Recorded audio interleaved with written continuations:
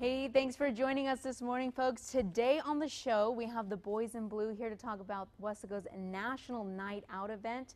We have Officer Eric Hernandez and Lieutenant Joey Cano. Thank you guys so much for taking time out of your busy day to come out here and talk to us. Thank you. Thank you for having us. So this National Night Out event, what does that mean? What is that actually about? Okay, National Night Out, just a brief history on it. Okay, it was brought to you by the NATW, which is the National Association of Town Watch. And that was first established back in 1981. It's a nonprofit crime prevention organization which works in partnership with other crime prevention organizations throughout the country, or actually the world, which by world I mean by U.S. territories and military installations. Now, traditionally, the National Night Out, it's a lights out vigil, but it's grown considerably since then to festivities, events, and other participation as far as the national night that we're about to have. Now, also it has grown considerably since the first established one in 1984 to over 33 million people and over 9,700 communities nationwide throughout the continental United States. So it has grown a lot since then, and we're hoping to continue, with such a great program. Right, definitely. And how long have you all kind of practiced this or hosted this event?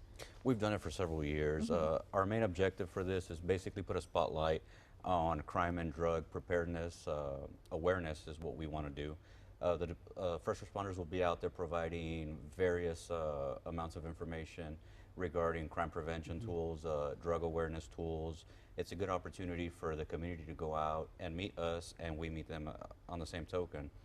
What we want to do is basically allow them to trust us enough to be able to let us into what's going on in their neighborhoods. That way they can feel at ease when they contact us and let us know we're having such and such problem. Can you help us out with this? That's the main objective to this. Right, most definitely to be comfortable, to get to know Yes. you all, and to know that you're a friendly face, you're there only to help and not to be scared at Correct. all. Correct. And it's an opportunity for neighbors to get to know each other, people to get to know each other throughout the community, to establish that trust, of neighbors. It's gone away since then, especially with the introduction of, computers, cell phones, social media. People don't really see each other, face to face anymore, or talk That's about true. problems that are going on in their neighborhood or in the community. Right. So this is more of a traditional approach to actually see each other face to face and talk about what's going on, talk about their neighborhood, what they can do to prevent crime, to beautify their neighborhood, or any other topic that they may want to discuss. So hopefully this will do, really, really well. And that's important too, to kind of know your neighbors, especially if you decide to head out of town and you know your neighbors. You say, hey, can you look after my house? Because we've always heard that is that, their neighbors, did you see anybody? Oh no, I don't even know who my neighbors are. Correct. Exactly. That's something that we tend to encounter a little bit more nowadays. We do like to say it's never too late to meet your neighbors. Correct. It takes a couple minutes for you to go over to your neighbor's house and basically introduce yourself. A lot of the times what we recommend in the neighborhood watch meetings is have a diagram of the neighbors surrounding your house. Have contact information, have names. In case somebody's out of town one day or somebody's not home and you see a suspicious vehicle, something at the house that doesn't look right, you have an actual number where you can contact somebody and just verify that that vehicle or person is supposed to be there. Perfect. See, and with this event, it also helps out, like I said, neighbors, getting to know neighbors, so it kind of, how do you say it? Our event's basically also going to have lots of different vendors there. There'll be cool. vendors that are providing alarm systems, vendors that are providing information as far as insurance. Maybe you need to insure some of your valuables, stuff like that. So we'll have a ton of vendors there. We're going to have foods, games, all types of activities for always kids and the fun, community. yeah. That's what we're trying to do, basically attract the community. Exactly. And when is this going to be held?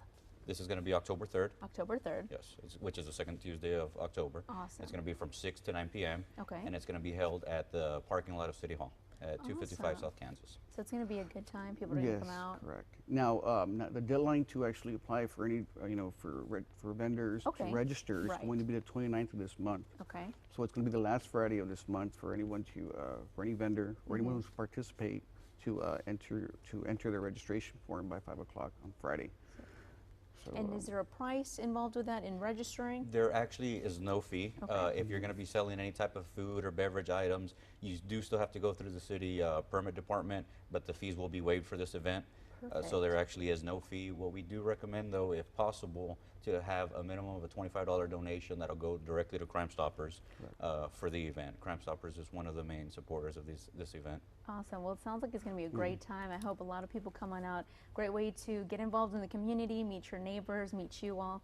So it sounds like a great event. Well, thank you guys so much for coming and taking time out of your busy day to come here and talk to us and share a little information with us. Thank you. Thank you so for having much. me. All right, folks. Well, when we come back, we have a 2-for-1 special. We have 2 events happening in the Valley filled with great food and great times. All the details you need to know when we come back.